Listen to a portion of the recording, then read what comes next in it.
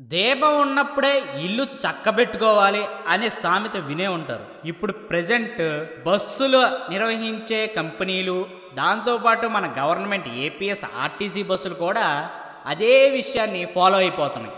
ఎలాగంటారా? చెప్తాను, వినండి. హైదరాబాద్ నుంచి విజయవాడ 270 కిలోమీటర్ల దూరం, 4 నుంచి 5 గంటల ప్రయాణ సమయం. స్లీపర్ బస్సుల్లో సాధారణంగా 968 రూపాయలు ఛార్జీ.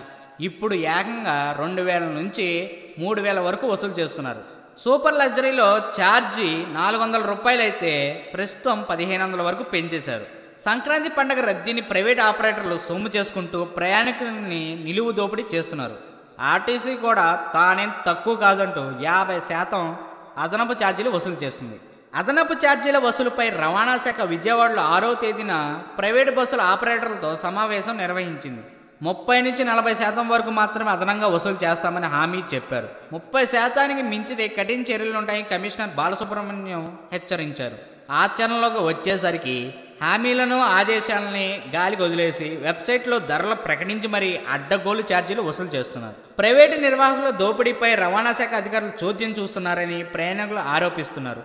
పండక్కి ముందు ఓసారి సమావేశం పెట్టి హెచ్చరికలు జారీ చేయడం తప్ప అధిక ఛార్జీలపై చర్యలకు ఉపక్రమించడం లేదని ఆవేదన వ్యక్తం చేస్తున్నారు. ఆర్టీసీఏ 50% అదనంగా వసూలు చేస్తుంటే ఇక ప్రైవేటు వారిని ఎలా నియంత్రించగలరని పలువురు వ్యాఖ్యానించడం కోసం మేరకు ఆ గది జరుగుతుంది. దోచుకోండి, ఇంక ఎవడ కాదంటాడు.